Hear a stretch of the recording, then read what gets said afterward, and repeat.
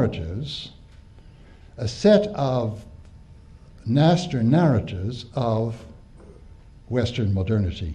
Now, what do I mean by a master narrative? Well, I mean exactly what various postmodernists who attack master narratives mean by it. That is a kind of general encompassing story of how we got to where we are today, reaching quite far back in history, perhaps, which is also, can be in many, many cases, mostly actually, is held in a rather implicit way. People haven't worked this out exactly. They don't know the detail, but they have this kind of general sense that that's the thrust.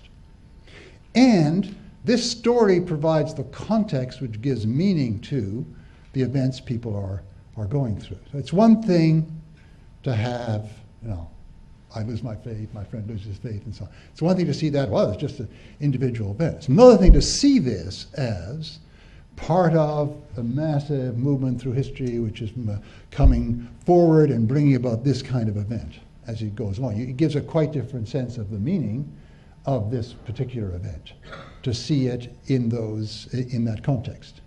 Now, a lot of people say that, of course, master narratives are a terrible thing. This is what Jean-François Lyotard and others said at various times. These are dogmatic schemata that we sort of push onto reality, and we fail to be able to see what's going on, and we have to scrap them all. We have to do away with master narratives. This would shorten my lectures by about 2.5 hours if I did it, but that's not the reason, I assure you, not the reason why I'm resisting this particular suggestion. I'm resisting it because I don't think it's possible. I think people always tend to understand themselves in terms of some big scale narrative. The only remedy for a bad, oversimple, not reflected master narrative is a better, more complicated, more elaborated, and consciously expressed master narrative. We can't really get away without them. And if you listen to people around you, you can see that people are, even in the vocabulary they use, they're using terms that don't make sense outside of a master narrative. For instance, some idea can be condemned as medieval, positively medieval, or another idea can be praised as progressive, or some figure, perhaps some figure we're writing about in the past, can be praised as being ahead of her time. I just read Florence Nightingale. She's ahead of her time. It's quite a interesting concept. We just take all these things in and we understand them. We think we understand them immediately, but when you think of this term, it doesn't make sense unless somehow times are allotted to different stages of development, right? And she was at a stage that normally is coming much later on. She was kind of forerunner, or behind, somebody else is behind, and so on. And that person, if they get far enough behind, they're positively medieval. Now, it's very interesting that everybody understands this language, even people who've taken not honors history, they've taken no history at all. And they know very little about history. And you say to them about French Revolution, when did that happen? Yesterday? No.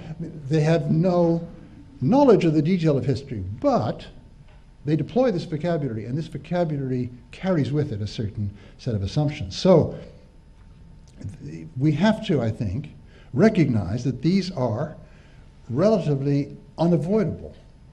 And when you think back in human history, you can see that something like this has always been going on. Not this kind of narrative. That is something which is to do with our kind of civilization in the modern West, and maybe in modernity now we've kind of foisted this on everybody in modernity in general. But human societies from the beginning of, when we have any record of them or can have any access to them, they've always had a way of placing what they're doing now in the cosmos and in time. And if you like, in cosmos time. It could be a cyclical view of the cosmos, like the Aztecs. Every 52 years, the cosmos goes through a cycle. And so we place ourselves at the stage we are in the cycle. Or it could be some idea of a golden age that we've since fallen away from, or a heroic age like the Greeks with the Homeric heroes that we've fallen away from. We can't really reach, but we're trying to imitate. We're trying to use them as models. And then we get, of course, in our religious tradition, the notion of an eschaton, of an end of things, which on the contrary is not simply a falling away, but is a new creation, or a new going to a higher level, etc.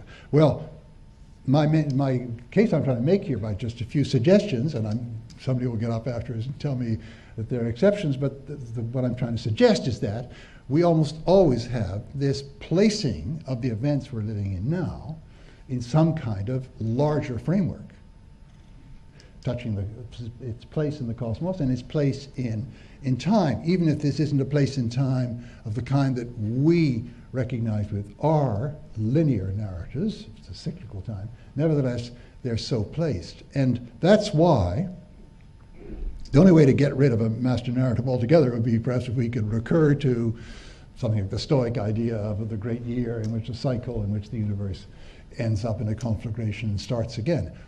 We always have some kind of larger picture.